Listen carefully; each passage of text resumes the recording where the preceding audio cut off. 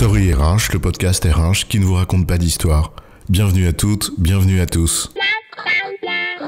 History is made of stories. Dans cet épisode, nous allons expliquer ce qu'est un diagnostic de rémunération implicite et à quoi ça sert.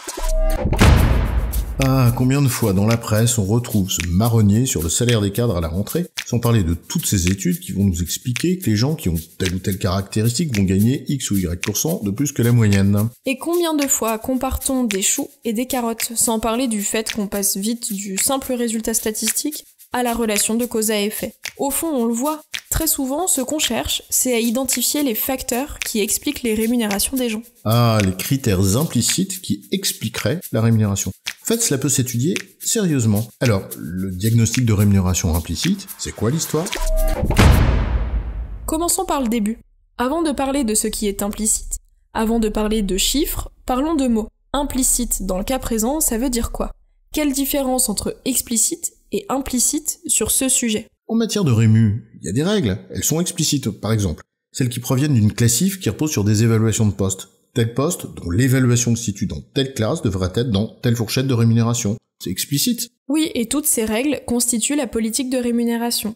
Elles sont donc en effet explicites. Une prime d'ancienneté conventionnelle, par exemple, c'est une règle explicite. Elle est clairement formulée, en l'occurrence dans une convention collective. Même si, dans ce cas, une prime d'ancienneté, c'est un peu archaïque, mais bon, c'est une autre histoire. Mais il y a aussi la pratique, ce que les managers font, parfois même sans en être pleinement conscients, ou le poids de l'histoire de l'entreprise par exemple. Tout un tas de facteurs qui expliquent en partie ce que sont les niveaux effectifs des rémunérations des personnes, sans que cela ne soit totalement conforme à la politique définie, bien sûr. Prends un exemple, tiens. Une règle politique simple pourrait être la suivante. Le salaire fixe rémunère la responsabilité du poste, appréciée avec une évaluation de poste, et la rémunération variable, le bonus par exemple, rémunère une performance annuelle, appréciée à l'aune de l'atteinte des objectifs, et avec un entretien d'appréciation de la performance. Ce n'est pas rare comme règle explicite, non ? Oui, mais imagine le manager qui donne une prime variable à un de ses collaborateurs, au motif qu'il n'a pas été augmenté sur son fixe depuis 5 ans. Humainement, on peut comprendre, c'est une sorte de compensation. Mais en faisant ça, avec le bonus censé récompenser une performance, en réalité, il ne récompense pas la performance, mais l'ancienneté, ce qui n'est pas le sens de la règle explicite. Et l'ancienneté, dans ce cas, c'est un facteur implicite d'explication de la rémunération. Il n'est pas exprimé, mais en réalité, c'est bien l'ancienneté qui explique la rémunération qui a été octroyée. C'est cela l'objet d'un diagnostic de rémunération implicite. Essayer d'identifier les facteurs qui expliquent les rémunérations réelles des collaborateurs, à l'aide de méthodes statistiques, pour ensuite se poser la question de savoir s'ils sont conformes à la politique que l'on veut mener, pour, le cas échéant, déterminer des mesures correctrices. Et vous vous souvenez de vos cours de maths à l'école, avec la droite des moindres carrés, ce qu'on appelle une régression simple avec y égale à x plus b, et avec un coefficient de corrélation, le R2 ? On va pas refaire ici un cours de stats, mais on va noter 2 choses. Non, c'est vrai, on va éviter le cours de stats. Mais notons d'abord, le coefficient de corrélation indique l'intensité de la relation entre deux variables, x et y. Une corrélation de 0,95, donc 95%, entre par exemple le poids du poste et le salaire fixe, ne signifie pas que le poids du poste explique 95% des salaires. Cela signifie qu'avec l'équation y égale à x plus b, vous avez 95% de chances de tomber dans l'intervalle de confiance pour trouver y, si vous avez x. La seconde chose à évoquer, c'est qu'évidemment, il n'y a pas qu'un seul facteur d'explication des rémunérations, il faut pas donc une variable explicative, comme avec la régression simple, là, que tu viens d'évoquer, mais une régression multiple, donc avec plusieurs facteurs, et donc une équation du genre y égale a1 fois x1, plus a2 fois x2, etc., plus une constante.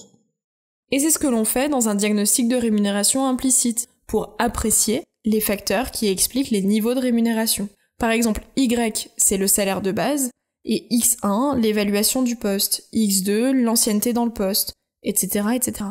On va pas rentrer dans l'alchimie statistique ici, parce qu'il y aurait beaucoup de choses à dire et c'est franchement technique, mais on va retenir que ça permet 2 choses. D'abord, cerner les facteurs qui expliquent les rémunérations réelles, comme tu l'as dit. Mais aussi, si on applique cela à 2 populations, les hommes et les femmes par exemple, de voir si les facteurs qui expliquent les rémunérations des uns sont les mêmes, ou pas, que ceux qui expliquent les rémunérations des autres. Et donc de se questionner sur le caractère discriminant des rémunérations. Concrètement, si les règles implicites qui président à la détermination des rémunérations des uns ne sont pas celles qui président à la détermination des rémunérations des autres, alors il y a une forme de discrimination. quels que soient d'ailleurs les éventuels écarts en matière de salaire moyen, même si c'est un indicateur quand même intéressant, car ce type d'indicateur statistique est bien insuffisant. En résumé, le diagnostic de rémunération implicite, c'est une analyse statistique des rémunérations réelles pour tenter d'identifier les facteurs qui en expliquent implicitement les niveaux. Cela permet de mieux connaître la réalité de ces pratiques de rémunération pour pouvoir, le cas échéant, décider des mesures correctives. J'ai bon, chef ? Oui, tu as bon, mais on va pas en faire toute une histoire. Story RH, le podcast RH qui ne vous raconte pas d'histoire. Retrouvez tous les épisodes sur storyrh.fr.